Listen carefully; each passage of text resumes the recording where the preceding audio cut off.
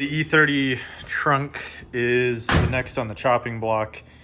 And the more I've learned, the more I have found with this trunk and this car that have issues.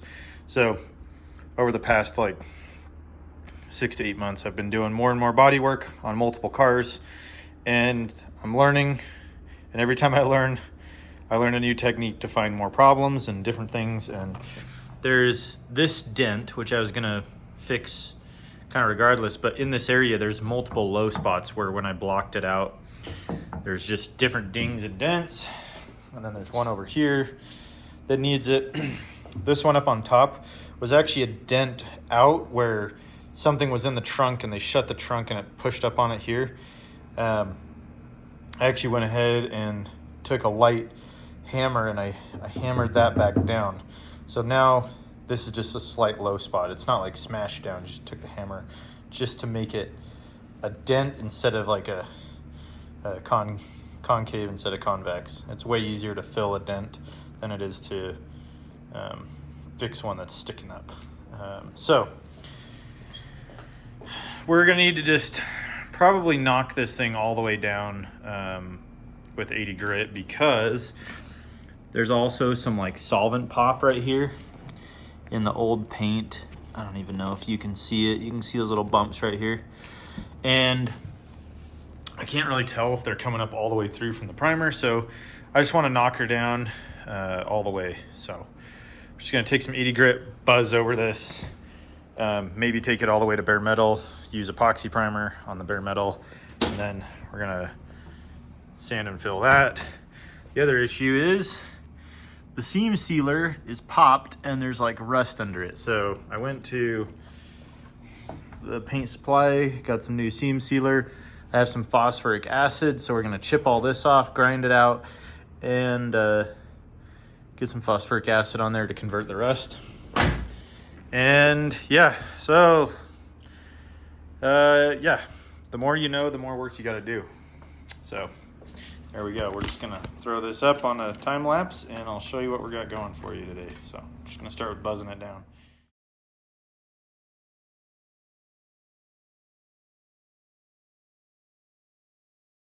So this is a couple passes with 80 grit. You can see here, there are multiple layers of paint on this car. So there's silver, primer, silver. And if you go here, you can see it even better. Let me see if I can find like a better spot. You can go like, yeah, silver primer, like sealer underneath. So you're basically looking at like the rings of a tree. When you cut it, you're looking at how many layers of old paint there are. Here's a really good example. Silver, primer, and there's like sealer underneath. So this is where that dent is on the back. Here's that solvent pop I was talking about. There were these bubbles sticking up, and you can see they were high spots. It was really hard to tell there, but that's where those bubbles popped up. So just trying to knock them down, if my camera will focus. And yeah, hopefully be able to knock them out a little bit better. There's those bubbles. So I'm just gonna try to take this all the way back to the other base coat.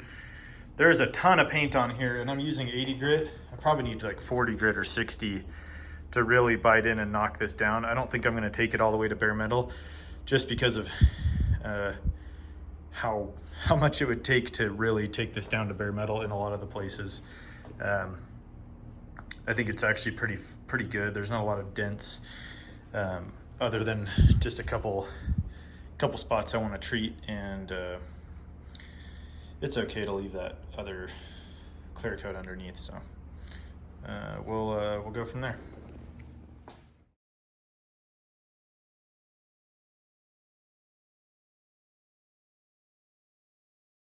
So after probably 20 minutes of non-stop sanding, we're down to bare metal here on the back.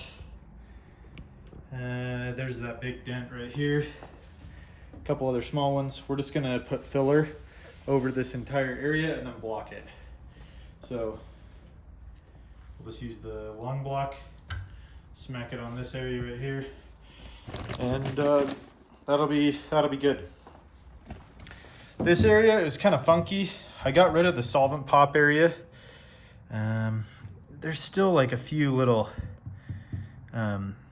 bubbles, but I think this is actually not too bad. I'm gonna block it out with a little bit of high build primer and see how it goes. I might even put some filler on there, just a light skim of filler, and see if I can just smooth this out.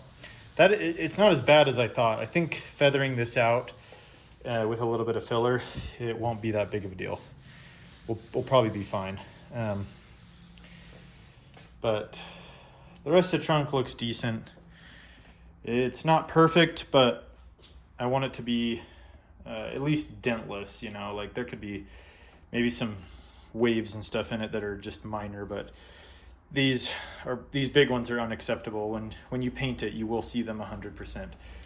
The second that the clear goes on, it's game over. So anyway, I think we're just about ready. I'm gonna do a couple more touch-ups with just by hand in the little low areas, and then I think I'm gonna mix up some body filler and we'll slam it in right there. Clean all of the affected areas with some glass cleaner. This is like your first clean off. You could dust it off with like a blower nozzle too. Next, just use a little bit of wax and grease remover. I need a sprayer for this, but I just gotta do what I gotta do for now until I can get that sprayer. It's actually hard to find a sprayer that is resistant to like all these chemicals. Most of them don't have Viton seals.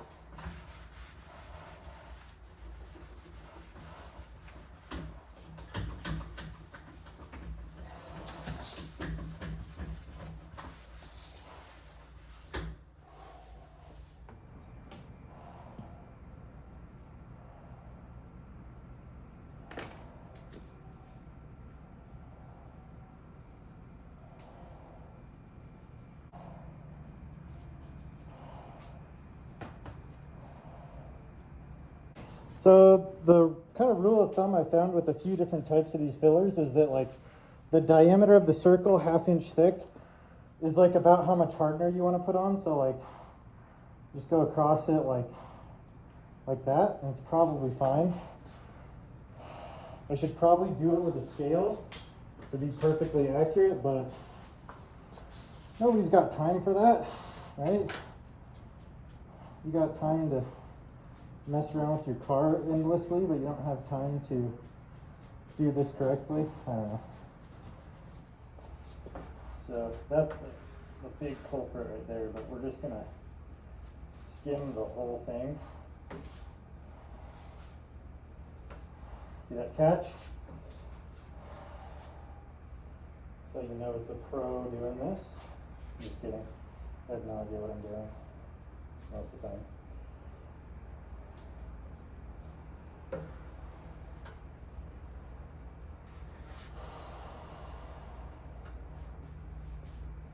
What's nice about these little books is you just peel a page off and you're done.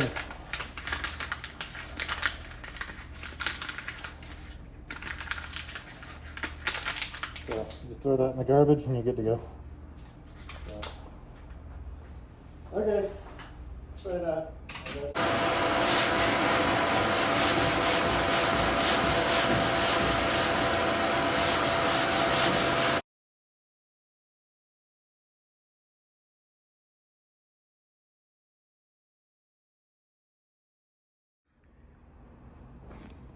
So this trunk needed a lot more love than originally anticipated.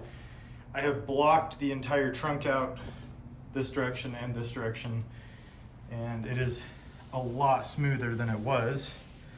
But there's also still, like this spot, it's still high right there, so I'm gonna try to build up around it a little bit. This seems pretty good. But if you go this direction, this is pretty high, so I just need to refill that. That's still that low spot that was the big dent. And give a couple things a re-skim with filler, and we should be good to go. So I spared everyone the boring sanding. I mean, it's literally just drudgery, just sitting there skimming this thing over 1,000 times, but that's what will make it nice and smooth. So there we go. Just 80 grit and a block. I've got the last skim coat of filler on. Just trying to get all those lows kind of flattened out. After this, we'll put high build primer on it and then we'll block it again. So we'll try to get it as smooth and flat as possible, but who knows? We'll see how far we go with it. It's actually not terrible now. I'm no pro at this, but just rubbing your full hand back and forth with like a rag and just with your hand, you can go across it and just feel if there's like a bump in this direction or a bump in this direction over all these little pieces. And it seems pretty smooth now. So after we get this major hole filled in, I think we'll just buzz over it again. And this time we'll go a lot lighter. So we'll still use the 80 on the long block, but we're gonna go more gentle. We're just gonna rough it. And then after we rough it, I'll just bump to 180 on that. And that'll be hopefully our final. If nothing else shows up or it doesn't cut through, the 80 will be our final. Sorry, 180. So, man, it's a lot of work. Many hours into this. Looks like absolutely nothing, but it's the final result that will really matter. So keep it posted. Stay tuned. Well, this is the final state that this trunk will be in before it gets primed. I still plan to use high build primer, so it will get blocked again, but just on a much lighter level. This is all I could do to revive it from its kind of damaged and warped state. It looks kind of crazy. It's been blocked in each direction many, many times. Filler applied twice here. There was a high spot where there was something underneath when the hood was closed, or the trunk was closed, where it dented up. So I had to actually tap that down with a hammer on bare metal and then fill that area. A couple little low spots here. This was the biggest problem. This originally was just a dent in the back. Not terribly crazy, maybe like 1/8 inch or something like that, but it's pretty long. And that one's all gone and super smooth. So that's it. I used my grinder. I have this little mini grinder to get everything out from in there as much as I could. And yeah, this is about ready to go in for primer. So that'll be the next step, and then we'll block it one more time and then be ready for base coat. Like a maroon pad. We're just gonna scuff it up to give it a fresh coat of paint and clear. Just make it look as fresh as possible. So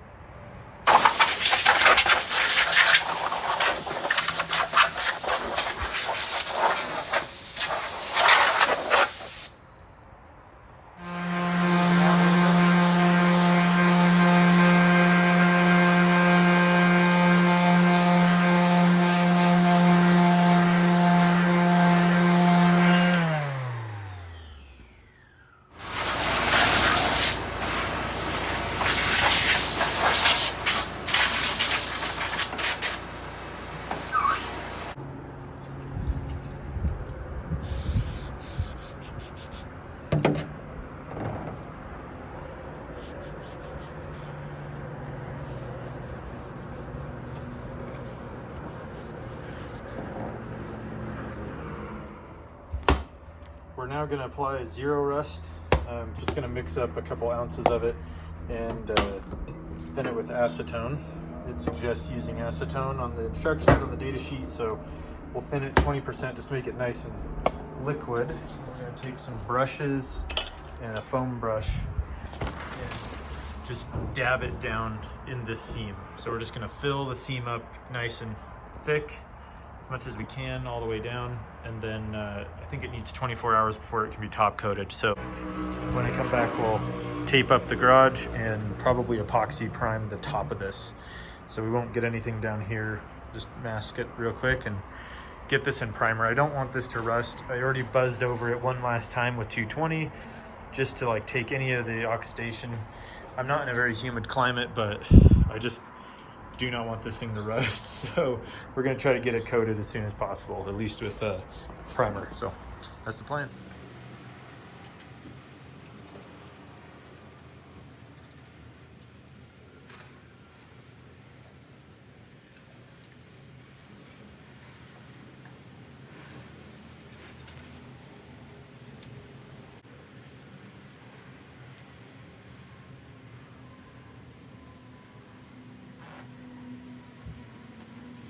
So a couple hours later, all of this Zero Rust is pretty much tacked off, and it's hard to get it to focus down here, but you can see it's just roughly brushed in, but it's very thick and coating that really well. So we're just gonna let that fully dry, and then we'll give it a scuff in 24 hours.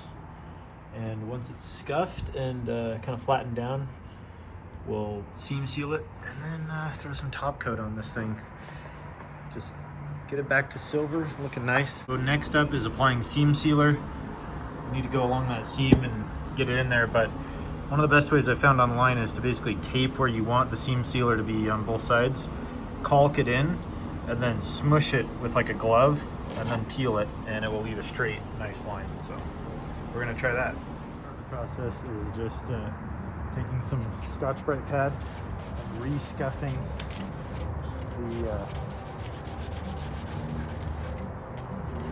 the painted parts, because after 24 hours, once it dries, to adhere paint, it needs to be Scotch-Brited, just abraded. So.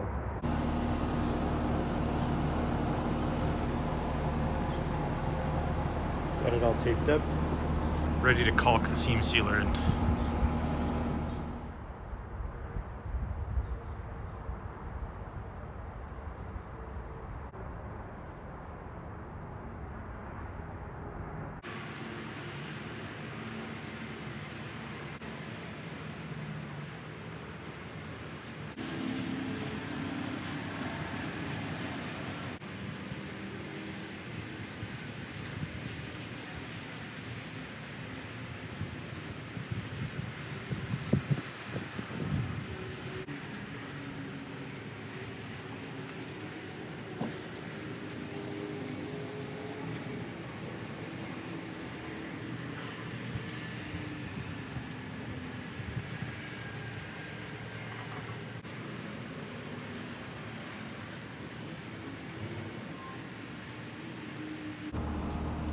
Not super pretty, but the seam sealer is applied all along this edge.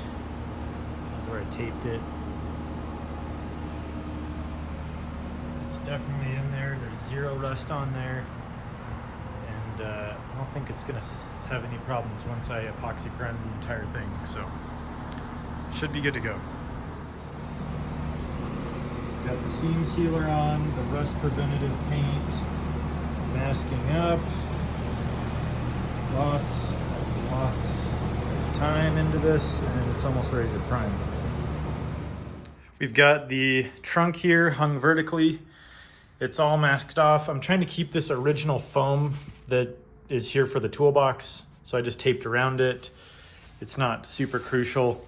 Honestly, I could have probably just left the inside of here, but I want it to look really nice. So I took the time to sand it down and just get it prepped up, take down some of this to bare metal, and re-seam sealer this. This was actually, as you saw in the previous parts, this was actually where the seam is was kind of rusting. And so I stripped this all back down.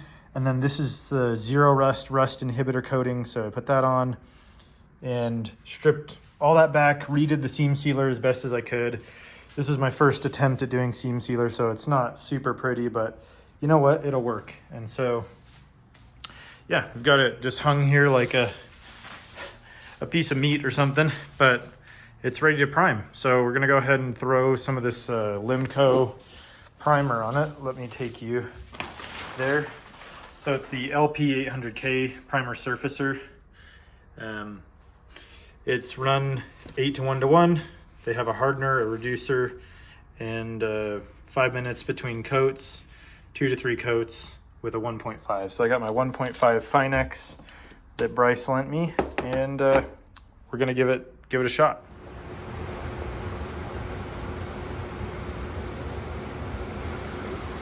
So this is the first coat. Still a little wet, went on pretty thick. And looks really nice and uniform. Wow, really helps to get it all one color. It looks so much better. Yeah, that's the first coat. Using the Finex FX3000 with a 1.5.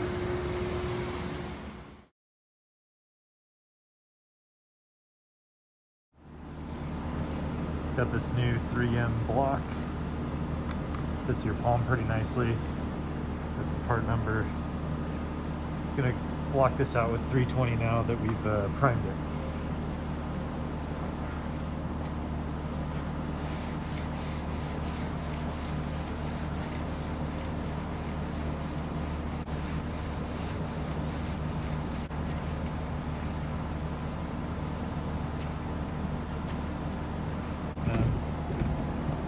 You can see, if you look carefully, there's like orange peel from the primer. We're trying to knock all of that down, so we're gonna have to go over it a few times.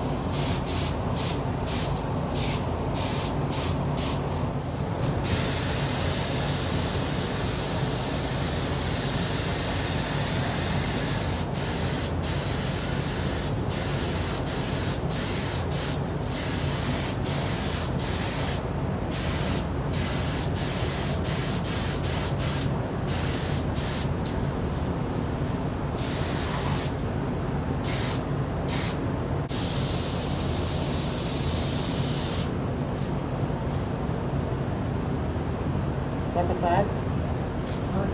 Yeah. That's a good first coat.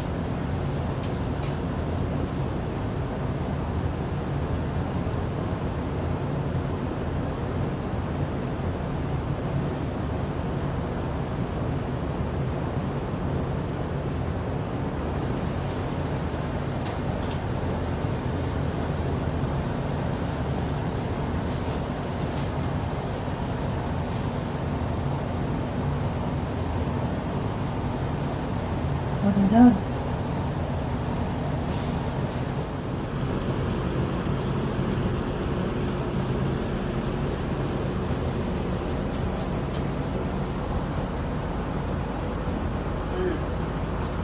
Thank you for filming.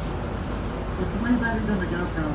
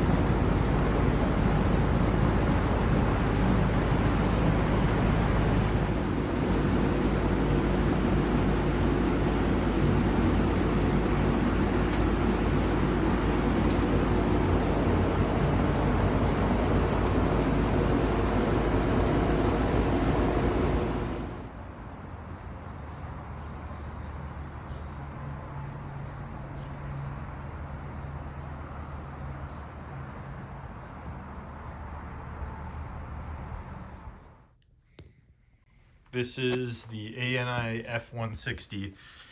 I don't know if you can tell, but like the orange peel on this is like crazy light for a $160 gun.